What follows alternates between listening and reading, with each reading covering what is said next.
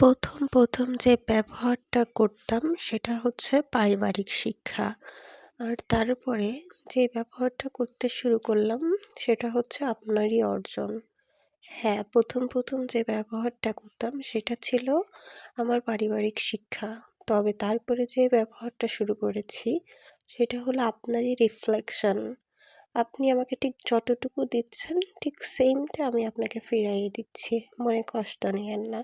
এটাই বাস্তব। যে যেমন ব্যবহার করবে সেটাই হবে। তারপর আর কি রাজহাঁস রান্না শুরু করব।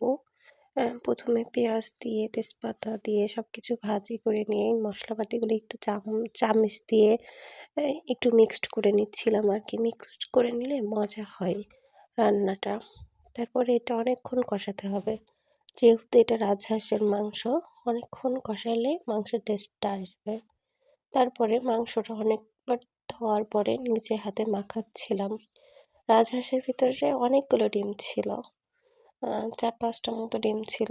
ডিমগুলা বেশ অনেক সুন্দর ছিল। পরে মাংসগুলো যখন মাখাচ্ছিলাম, মাংস অনেকক্ষণ মাখাইলে মাংসের টেস্টটা বেড়ে যায়। ডিমটাও মাখাইয়ে নিলাম। তারপর আর কি মশলাটা কষানোর পর মাংসগুলো ঢেলে দিয়ে অনেকক্ষণ কষাতে হবে। যত কষানো যাবে তত মাংসের টেস্ট বেশি আসবে।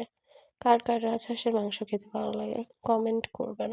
এই তো অনেকক্ষণ কষানোর পরে এরকম একটা কালার আসছিল। কালারটা অনেক সুন্দর রাজহাঁসের মাংসের।